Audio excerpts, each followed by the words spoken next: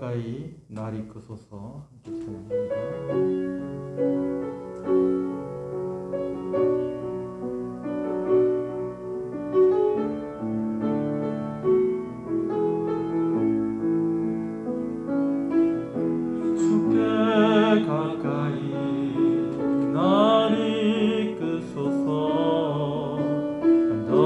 주님만을 원합니다. 채워주소서. 주의 사랑을 진정한 찬양 드릴 수 있도록 주께 가까이 날 이끄소서. 간절히 주님만을 원합니다. 채워주소서. 주의 사랑을 진정한 찬양 드릴 수 있도록 목마른 나의 영혼 주를 부르니 나의 맘 만져 주소서. 주님만을 원합니다. 더 원합니다. 나의 맘 만져 주소서. 주께 가까이 날 이끄소서. 너희 주님만을 원합니다. 채워주소서. 주의 사랑을 진정한 찬양 드릴 수 있도록 목마른 나의 영혼 목마른 나의 영혼 주를 부르니 나의 맘 만져 주소서. 주님만을 원합니다. 더 원합니다. 나의 맘 만져 주소서. 목마른 나의 영혼 목마른 나의 영혼 주를 부르니 나의 맘 만져 주소서. 주님만을 원합니다. 더 원합니다. 나의 맘 만져 주소서.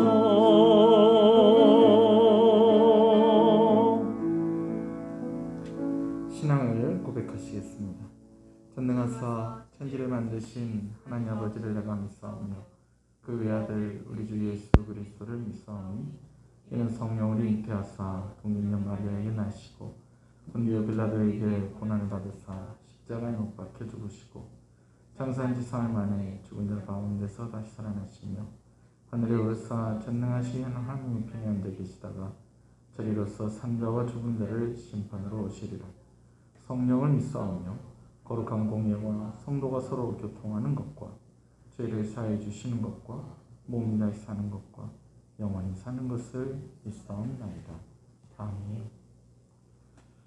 하나님, 오늘 3일 기도회로 우리가 이렇게 나아갑니다. 함께 한 자리에 모이지는 못했으나 또 우리가 한 마음으로 또 간절함과 소원함을 가지고 하나님께 나아갑니다.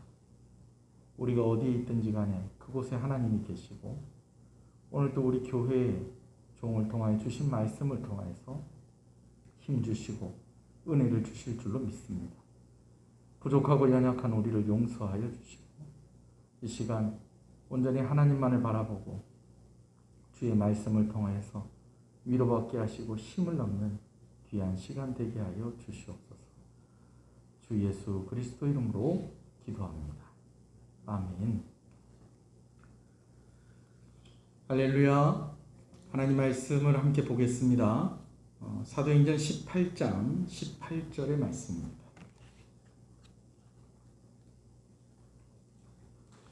사도행전 18장 18절 말씀입니다.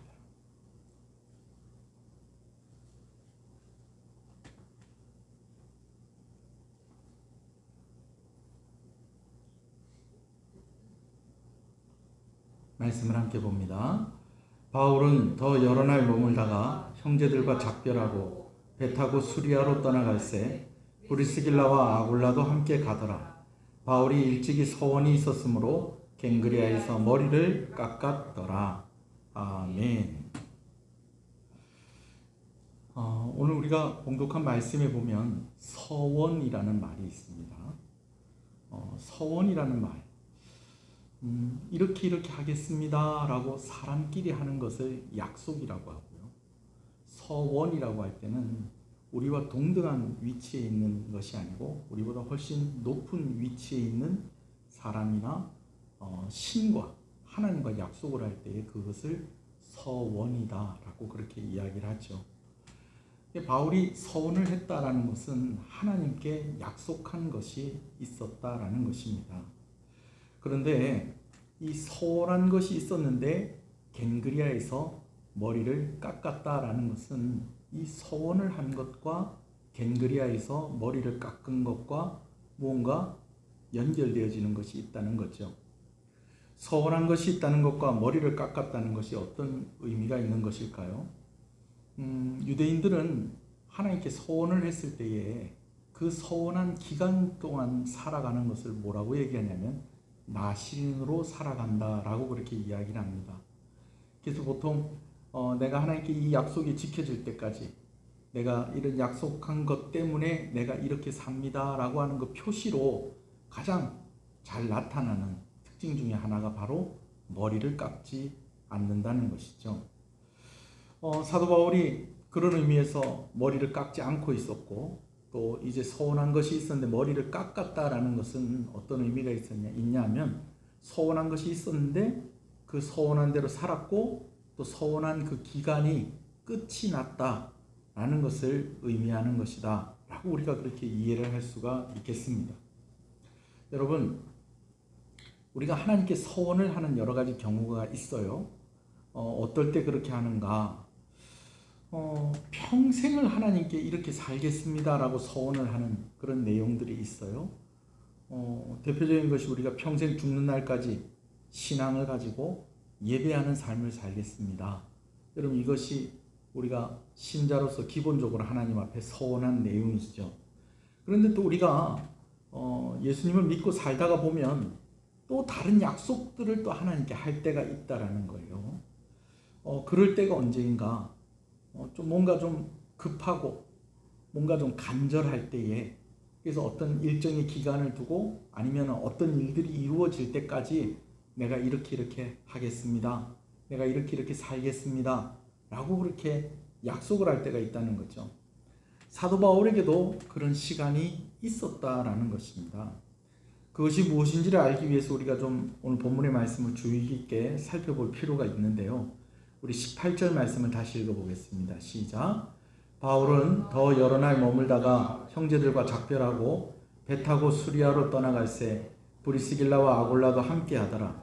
바울이 일찍이 서원이 있었으므로 겐그리아에서 머리를 깎았더라. 자, 여기서 우리가 볼 수 있는 것 두 가지가 있는데, 한 가지는 그가 형제들과 작별하고 어디로 떠났다는 거예요? 수리아로 떠나게 됐다는 거예요. 근데 수리아로 떠나기 전에 한 일이 있는데 그 한 가지, 그 일이 무엇이냐면 겐그리아에서 무엇을 했다는 것입니까? 머리를 깎았다라는 것입니다. 배를 타고 수리아로 갔다는 것은 수리아에 안디옥 교회가 있기 때문에 그렇습니다. 이 안디옥 교회는 이 사도 바울이 파송을 받은 교회예요. 근데 이제 사도 바울이 수리아에서 안디옥 교회로 간다라는 것은 이제 바울이 2차 전도 여행 중에 있었는데 이제 2차 전도 여행이 어떻게 됐다는 겁니까? 다 마무리가 되었다는 거예요. 마무리가 되어서 이제 어디로 간다는 거예요? 수리아에 있는 안디옥 교회로 가게 되었다라는 것이죠. 자, 그리고 또 한 가지는, 그런데 이렇게 그런 과정 가운데에서 어디에서 머리를 깎았다는 거예요? 겐그리아에서 머리를 깎았다는 겁니다. 이 겐그리아가 우리에게 주는 정보가 두 가지가 있습니다. 한 가지는요, 고린도 도시는 아주 큰 항구 도시예요. 그렇기 때문에 배를 타는 곳이 여러 곳이 있었다는 것입니다. 그래서 대표적인 항구가 북쪽에도 있고 남쪽에도 있는데, 북쪽 항구에서 배를 타면 주로 어디를 가게 되냐면 로마 쪽으로 가게 되어집니다. 서쪽으로 가기 위해서는 북쪽에 있는 항구에서 배를 타야 되는 거예요. 근데 수리아, 안디옥이 있는 수리아는 어느 쪽이냐면 예루살렘 쪽. 그러니까 고린도 교회에서는 어느 쪽입니까? 동쪽이죠. 그 동쪽으로 가기 위해서는 남쪽 항구에서 배를 타야 되는데, 그 남쪽 항구의 이름이 무엇이냐면 겐그리아였고, 또 한 가지 중요한 것은 바로 이 고린도 교회가 어디에 있었다? 겐그리아에 있었다라는 것입니다. 그러니까 수리아로 가기 전에 이제 머리를 깎았다라는 것은 이제 몇 차 전도 여행이 마무리가 되어지고, 2차 전도 여행이 마무리가 되어지고, 또 겐그리아에서 머리를 깎았다는 것은 어디 교회에서의 사역이 마무리가 되어지고 고린도 교회에서의 사역이 마무리가 되어졌다라는 것을 의미하는 것이라 라고 그렇게 이해할 수가 있겠습니다. 자, 이렇게 자연스럽게 정리가 되어지는데요. 그러면 사도 바울은 무엇을 서원했고 또 왜 서원을 했을까 하는 것을 우리가 또 생각을 해볼 필요가 있겠습니다. 성경에는 사도 바울이 무엇을 서원했는지에 대해서, 왜 그런 서원을 하게 되었는지에 대해서 자세하게 이야기하고 있지는 않습니다. 그러나 우리가 살펴본 대로 2차 전도 여행이 마무리가 되었고, 또 고린도 교회에서의 사역도 이제 마무리가 될 때에 머리를 깎았다라는 것은 이 서원의 내용이 무엇과 관계가 있었다는 겁니까? 2차 전도 여행과 관계가 있고, 또 어느 교회와 관계가 있다? 고린도 교회와 관계가 있다라는 것이죠. 자, 그러면서 우리가 또 한 가지 생각을 해볼 수 있는 것은 이 2차 전도 여행과 그리고 고린도 교회에서의 사역이 쉽지 않았다라는 것을 우리가 좀 짐작을 해볼 수가 있다라는 겁니다. 왜냐? 우리가 서원을 하게 되어지는 그런 경우를 생각해 보면은 이게 뭐 어렵지가 않습니다. 서원을 하는 경우가 두 가지가 있어요. 한 가지는요, 너무 고마워서, 너무 감사해서. 하나님 너무 감사합니다. 하나님 너무 고맙습니다. 그래서 우리가 하게 되어지는 대표적인 서원이 뭐라고 그랬어요? 내가 죽는 날까지 내 평생에 누구와 함께 동행하며 하나님과 동행하며 어떤 삶을 살겠습니다. 예배하는 삶을 살겠습니다.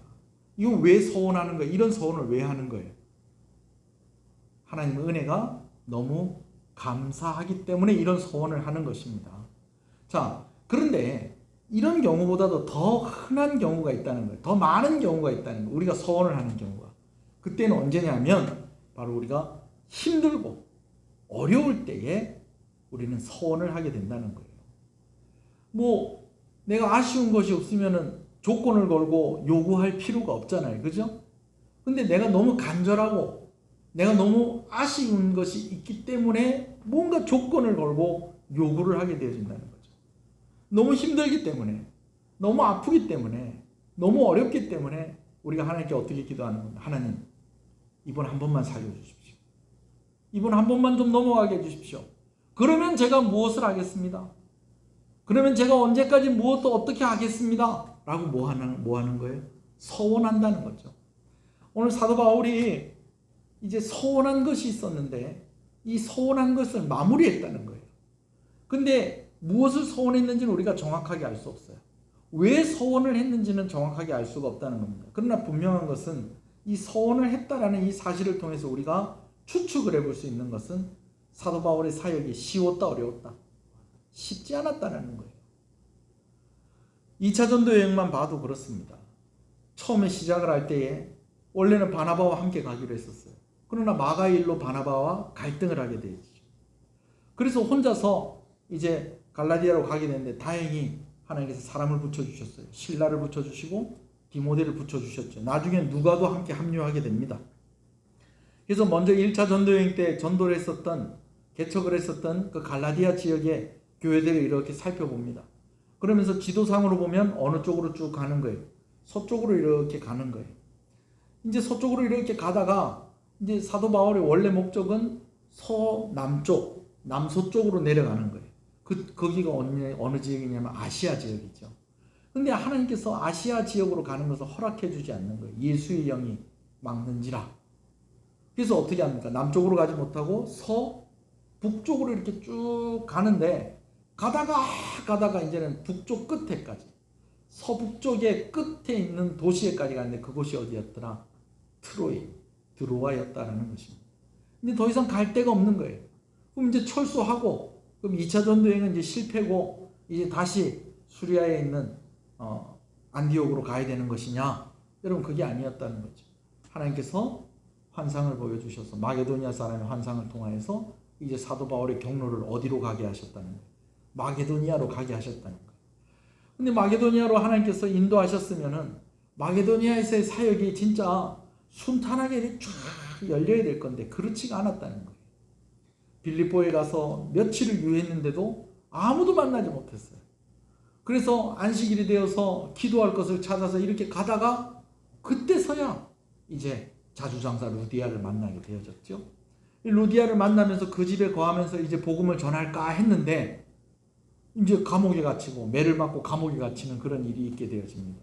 근데 또 하나님께서 어떻게 은혜를 베푸시고 옥토를 흔드시고 또 묶여있던 착고를 풀리게 해주시고 그러는 과정 가운데에 간수가 예수 믿게 되어지고 그 간수의 집이 예수 믿고 세례받게 해주셔서 빌립보의 교회가 세워지게 되었다는 것입니다.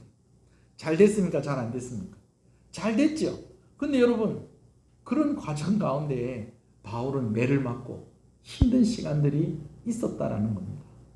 빌립보 다음으로 데살로니가라는 도시에 갔어요. 이 도시에 가니까 성도들이 너무 기가 막히게 좋은 거예요. 너무 신실한 성도들, 정말 은혜를 사모하는 그런 성도들이 모여 있는데 이 빌립보에 이 데살로니가에 있는 이 유대인들이 사도 바울과 이 일행들을 질투를 해가지고 불량한 사람들, 뭐 오늘날로 얘기하면 막 폭력배들을 동원을 해서 이제 사도 바울을 해치려고 합니다. 그러다가 보니까 이제 사도 바울이 어디로 가게 됩니까? 베레아로 가게 되어지죠. 베레아에 갔더니 사람들이 참 거기도 좋아요. 참 신사적이고 너그럽고 그런 사람들이에요. 거기다 말씀을 사모하고요. 말씀을 한번 배우면은 그냥 그것으로 끝나는 것이 아니라 말씀을 또 생각하고 또 생각하고 또 생각하고 그것을 성경에서 뭐라고 표현했다? 상고했다라고 그렇게 이야기합니다. 그러나 그 베레아에서의 시간도 그렇게 길지 않았어요. 왜냐하면 데살로니가에 있는 그 유대인들이 베레아까지 와서 사도 바울을 핍박을 하려고 했다라는 것입니다. 그래서 베레아에서 이제 사도 바울이 겨우겨우 몸을 피해서 나오는데 일행과 함께하지 못합니다. 디모데, 실라, 누가는 남겨두고 이제 마게도니아의 경계를 넘어서 아가야 지방으로 내려옵니다. 아가야 지방으로 내려와서 이제 처음에 도착을 해서 사역을 하게 된 곳이 아덴이에요. 아덴 사람들은 배운 것도 많고요. 참 학문에 대한 열정, 종교에 대한 열정이 대단한 사람들이었어요. 그러나 사도 바울이 이야기하는 것을 하나님의 말씀 진리로 받지 아니하고 오히려 사도 바울을 이야기하는 것을 신기해하면서 그냥 어디서 외국에서 어떤 사람이 참 희한한 궤변을 늘어놓는다 라고 하면서 사도 바울의 말씀 전하는 그 복음을 그렇게 받지를 않았다는 것입니다. 불과 몇 사람만이 믿었다는 거예요. 그래서 사도 바울이 또 이제 장소를 옮겨서 어디에까지 왔다는 거예요? 고린도에까지 왔죠. 고린도에까지 왔는데 제가 몇 년 전에 설교를 하기도 했고 또 요즘 제가 새벽 시간에 새벽 말씀으로 여러분들한테 보내드리는 것과 같이 이 고린도에 갔는데 이 고린도 사람들이 이때까지 2차 전도여행을 하면서 마게도니아와 아가야 지방에 있었던 그 여러 모든 문제가 어느 도시에 다 있더라는 거예요. 고린도 도시에 다 있었고 거기에 더해서 고린도 도시는 또 어떤 도시였다? 음란한 도시였다라는 겁니다. 거기다가 사도 바울이 회당에서 또 하나님의 말씀을 가르치고 또 사람들에게 복음을 전할 때에 사람들이 말로써 사도 바울을 자꾸 괴롭히고 조롱하고 그래서 사도 바울이 결국엔요 너무 스트레스를 받고 너무 힘들어서 나중에는 어떻게 하게 되냐면 그 도시를 떠나려고 합니다. 옷에 먼지를 떨어버리고 그 의미가 무슨 말이냐면 이제 나 고린도에서의 사역도 이제 접겠다는 거예요. 그런데 고린도 다음으로는 갈 데가 없는 거예요. 그럼 고린도에서 끝이 나면 모두 끝나는 거예요. 2차 전도 여행도 끝이 나게 되어지는 것이죠. 근데 하나님께서 두 가지로 하나님께서 사도 바울을 위로하셨다는 거예요. 한 가지는 고린도 교회에 아주 신실한 사람들을 하나님께서 사도 바울에게 붙여주셨다는 거예요. 그 사람들과 함께 있으면서 사도 바울이 힘을 냅니다. 그리고 또 한 가지는 환상을 통해서 사도 바울을 하나님께서 위로하셨다는 것입니다. 너 두려워하지 말고 내가 너에게 가르쳐준 그 복음을 그들에게 전해라. 담대히 전해라. 내가 너와 함께 하겠다. 그러면서 하나님께서 그 약속을 주셨을 때에 이제 사도 바울이 1년 6개월 동안 고린도에서 사역을 하게 되었다라는 거죠. 이런 과정들 속에서 사도 바울이 자연스럽게 힘들고 어려울 때에 하나님께 기도하면서 무엇하게 되었을 것이다. 서원을 하게 되었을 것이다 라는 거죠. 그리고 그 서원한 그 내용들이 이제는 다 이루어졌다는 것입니다. 그래서 그 이루어진 그 서원의 내용이 다 이루어졌기 때문에 이제는 사도 바울이 무엇할 수 있었다. 머리를 깎을 수 있었다라는 것입니다. 오늘 본문의 내용을 오늘의 삶에 좀 한번 적용을 좀 해보겠습니다. 뭐 여러 가지로 적용할 것 없고 제가 오늘 한 가지만 여러분하고 좀 이야기를 나누려고 해요.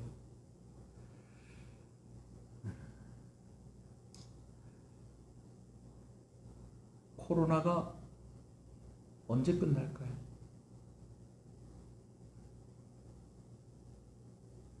처음에는 두 주 이야기했어요. 두 주 아니면 3주. 그러더니 한 2달쯤 지나면 좀 괜찮아지지 않겠나. 그러더니 여름이 좀 되면 좀 괜찮지 않겠나. 벌써 여름 됐어요. 그렇죠? 그러더니 또 뭐라고 얘기합니까? 연말이 가면 백신이 나오지 않겠느냐. 그러더니 지금 나오는 백신 믿을 수가 없다. 최소한 2년은 기다려야 될 것 같다. 그래도 요즘 뭐라고 얘기하냐면요. 앞으로 코로나와 함께 살아야 될지 모르겠다. 그렇게 이야기를 하고 있어요. 그러면 교회는 언제쯤 정상화될 수 있을까요? 당장 이번 주에는 어떻게 될까요? 당장 이번 주는 어떻게 될까요? 우리 이번 주에 모여서 예배 드릴 수 있을까요? 예배할 수 있을까요? 다음 주부터 새벽 기도도 하고 다음 주부터 이렇게 수요일 날에도 모이고 주일 날에도 다 모이고 이렇게 할 수 있을까요?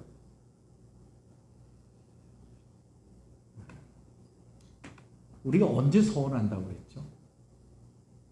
급하고 간절할 때. 그러면 지금이 바로 그런 때입니다. 하나님의 특별한 은혜가 필요할 때에 신자는 서원합니다. 하나님 살려주십시오. 그러면 내가 이렇게 하겠습니다.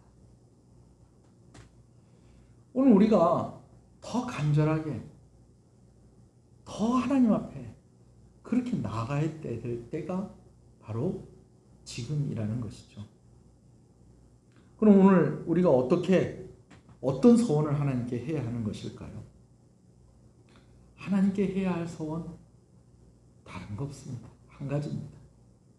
이럴 때일수록 하나님과 더 동행하고 이럴 때일수록 예배의 삶을 살아야겠다는 그 각오가 우리 가운데 있어야 한다는 것입니다.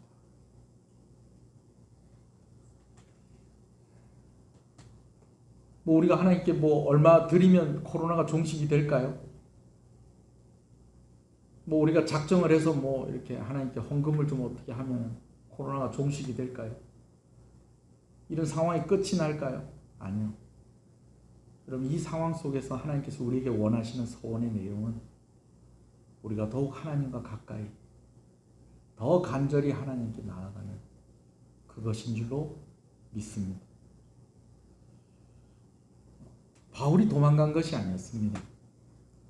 잘 감당하고 가는 것이었습니다. 어렵고 힘듭니다. 저도 이번 주 예배가 어떻게 돼야 될까? 저는 그 생각만으로도 지금 온통 하루가 예민하고 정말 머리가 아파요. 고민이 되고. 이런 상황이 계속해서 지속이 될 때에 성도들의 삶은 어떻게 될까? 신앙은 어떻게 될까? 우리 교회는 그래도 선전하고 그래도 여기까지 잘 오긴 온 것 같아요. 근데 앞으로 또 얼마의 시간을 또 이렇게 보내야 될까? 그럼 그렇게 됐을 때 우리 주일학교는 어떻게 될까? 우리 중고등부는 어떻게 될까? 우리 장년들은 어떻게 될까? 할머니들이나 연세가 많으신 분들이나 인터넷이 능숙하지 않으신 분들은 오늘 수요일 예배 못 드리잖아요. 당장 주일날에도 어떻게 할지 방법이 없는 거예요. 법을 준수하라고 그렇게 나라에서 행정명령이 내려졌으니까 그렇게 순종하라고 하면 우리 방법이 없는 거예요. 어떻게 해야 될까? 여러분, 우리 한 사람 한 사람이 남다른 각오와 다짐을 가지고 우리가 살아가야 하는 것입니다. 사도 바울이 어떻게 2차 전도 여행을 감당을 할 수 있었을까요? 그가 남다른 각오가 있었다는 것입니다. 남다른 각오가 있었다는 거예요. 이번 주에 제가 어떤 교회 장로님을 만나서 이렇게 이야기하는 가운데 제가 너무 도전을 받아요. 교회가 힘들 때 그 교회 목사님이 어떻게 하셨는지 그 장로님이 얘기를 해주시더라고요. 물론 저도 그냥 오지는 않았죠. 여기까지. 우리 교회가 그냥 여기까지 온 건 아니에요. 그냥 한국 교회가 좀 자꾸 싸우고 좀 따지고 뭐 이러는 데는 좀 힘을 쓰는데 과연 한국 교회가 얼만큼 기도하고 있는가? 그런 부분에 있어서는 저 자신의 모습을 봐도 아쉬움이 있는 것이 사실입니다. 사실 그게 힘들어요. 뭐 우리가 기도합시다 그러면 일단 모여서 기도했잖아요. 일단 좀 우리가 하나님께 좀 매달려 보십시다 그러면 우리가 함께 모여서 매달렸잖아요. 근데 이제 모일 수가 없는 거예요. 각자가 각자의 자리에 있어야 되는 거예요. 뭐 어떻게 해요? 비대면으로 예배를 드려도 됩니까? 비대면으로 예배를 뭐 어떻게 그게 예배라고 할 수 있습니까? 그런 거는 뭐 그렇게 중요한 게 아니에요. 여러분 오늘 우리 한 사람 한 사람이 살아야 되는 거예요. 한 사람 한 사람 살아야 돼요. 일주일에 한 번 예배 드리고 어떻게 삽니까? 그래서 저희 교회가 제가 늘 강조하듯이 주중에 한 번은 교회 와야 된다고. 그래서 다른 교회보다도 수요일이나 금요일 날 우리 교회는 많이 모였다고요. 그런데 지금은 그렇게 할 수 없는 상황이라는 거예요. 그리고 이 상황이 언제까지 지속될지 알 수 없다는. 그러면은 어떻게 해야 되느냐? 각 사람 한 사람 각자가 이전과는 같은 그런 마음과는 같은 자세를 가지고는 안 된다는 것입니다. 조금 더 간절하게 더 갈급한 마음을 가지고 하나님께 나아가야 한다는 것이죠.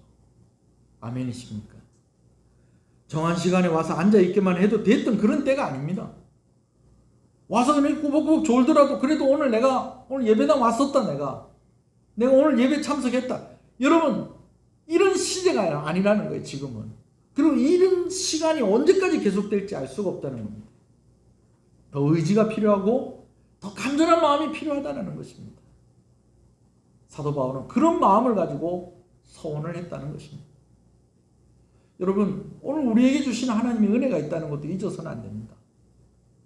하나님께서 고린도 교회가 너무너무 힘들고 고린도에서의 사역이 너무 힘들었을 때 옷을 떨어버리고 나는 이제 내가 왔던 곳으로 돌아갈 거다라고 할 때에 하나님께서 사람을 붙여주시고 하나님께서 환상을 통해서 사도 바울을 위로하셨다는 거예요. 여러분 오늘 우리에겐 그런 은혜가 없습니까? 오늘 우리의 곁에 함께하고 있는 성도들이 있습니다. 우리 교회 성도들 얼마나 좋습니까? 여러분 하나님께서 우리에게 이 은혜를 주셨어요. 하나님께서 오늘도 우리 교회 가운데 말씀을 주십니다. 저는 오늘도 말씀을 준비하면서 은혜를 받고 도전을 받습니다. 말씀을 전하는 사역자가 먼저 이런 마음을 갖는다는 것은 여러분 이것은 큰 은혜입니다. 큰 은혜예요. 저도 말씀의 은혜를 받고 저도 말씀을 듣습니다. 오늘 예수님께서 우리가 이렇게 힘없이 비틀비틀 힘없이 휘청휘청 그렇게 하라고 십자가 지신 거 아니에요. 좀 더 남다른 마음을 가지고 하나님께 나아가는 저와 여러분 되시길 소원합니다. 하나님께서 그런 마음을 가질 때에 사도 바울에게 은혜를 주셨어요. 하나님, 2차 전도행이 이렇게 끝날 수는 없습니다. 고린도에서의 사역이 이렇게 끝날 수는 없습니다.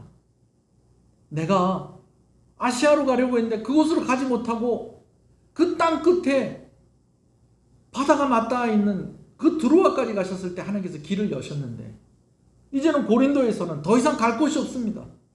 그러나 이렇게 하고 안디옥으로 돌아가는 이것은 안 됩니다. 하나님, 나에게 그 약속을 주셨으니 나도 좀 다르게 살아보겠습니다. 나도 좀 다른 각오로 한번 이 사역을 감당해 보겠습니다.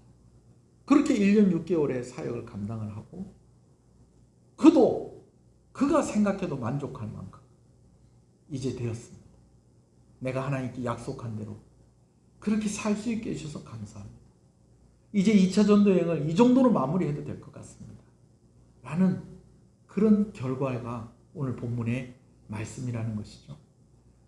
오늘 간절함으로 나아가면 오늘 여러분들이 있는 그 자리에서도 은혜 받을 수 있습니다. 오늘 간곡함으로 남다른 마음을 가지고 가면 오늘 우리 교회는 이런 상황 속에서도 믿지 않는 자들이 늘어나게 되어지고 구원받는 역사가 일어나고 또 우리가 더 믿음이 자라가는 역사가 있을 줄로 믿습니다. 하나님께 뭘 어떻게 더 합시다 여러분, 그게 아니고요. 기분만 해도 좋겠어요. 내가 하나님과 동행하며 예배의 삶을 살겠습니다. 저도 온라인으로 예배를 드려봐요. 쉽지 않아요. 쉽지 않아요. 휴대폰으로 카톡 메시지가 뜨고 재난 문자 뜨고 어떤 분은 그런 목사님, 어떤 목사님 그런 이야기 하더라고요. 일부러 예배 시간에 재난 문자 보내는 것 같다. 경남은 그래도 확진자가 그렇게 많이 나오지 않고 하니까 문자가 많이 안 뜨는데 제가 지난번에 서울에 가니까요. 와우. 거의 10분에 하나씩 뜨는 것 같아요. 그건 어떻게 그거 할 수도 없어요. 거절할 수도 없어요. 제가 그걸 거절하려고 그랬더니 거절할 수도 없다 그랬더니 누가 막 웃더라고요. 그걸 거절하면 어떻게 해. 근데 희한하게 별것도 아닌 문자를 어찌 그걸 알고 보내는지 모르고 보내는지 딱 예배 시간에 보낸다는 거예요. 예배 시간에 산사태를 주의하십시오. 필요한 문자죠. 제가 뭐 얘기를 하다 보니까 또 엉뚱한 소리를 하고 있는 것 같은데 여러분, 쉽지 않아요. 그래서 더 간절한 마음이 필요하다는 겁니다. 형설지공 무슨 얘기인지 아시죠? 너무 가난해서 촛불을 켜고 등불을 켤 수 있는 여력이 없었는데 책은 읽어야 되겠다는 거예요. 그래서 어떻게 했다는 반딧불을 잡아가지고 그 반딧불 불빛으로 책을 읽었다는 거예요. 어디 뭐 이렇게 또 TV 프로그램에서 과연 그게 가능하냐? 반딧불을 몇 마리쯤 잡으면 책을 읽을 수 있느냐 그러면서 실험하는 프로그램도 있었어요. 옛날에 호기심 천국 뭐 이래가지고 제가 본 적이 있어요. 진짜 그럴 수 있느냐 없느냐 그게 문제가 아니고 그만큼 간절했다는 거예요. 그만큼 간절하면 그 글이 보이는 거예요. 오늘 더 간절하게 예배 안 드리니까 이 시간 내가 좀 자유롭게 쓸 수 있구나. 여러분 그렇게 생각하지 마시고 그 시간이 예배 드릴 수 없는 시간인 것을 안타까이 여기면서 한 번 더 나라를 위해서 기도하고 한 번 더 교회를 위해서 기도하고 한 번 더 연약한 이들을 위해서 기도하는 지혜가 그러한 서원의 모습이 저와 여러분 가운데 있기를 간절히 소원합니다. 한번 기도하겠습니다.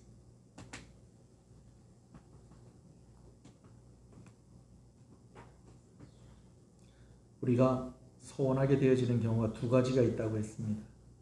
그것은 너무 감사하기 때문에 내가 이렇게 살겠습니다 라고 하는 것이고 너무 힘들기 때문에 한 번만 살려주십시오. 그러면 내가 이렇게 살겠습니다 라고 하는 경우입니다. 오늘 우리는 이 두 가지 경우가 다 해당이 되고 있습니다. 이미 우리가 하나님께 받은 은혜가 크기 때문에 우리는 예배의 삶, 하나님과 동행하는 삶을 살아야 할 것입니다. 오늘 우리에게 너무나 절실하고 절박한 상황 가운데 있기 때문에 우리는 더욱 하나님과 동행하며 하나님 앞에서 예배의 삶을 살아야 될 것을 우리가 다짐하고 하나님께 그렇게 기도하며 나아가야 할 것입니다. 우리 시은의 성도들 하나님께서 살펴주시고 보호하여 주셔서 우리 성도들을 통하여서 하나님께서 영광 받으시기를 원합니다.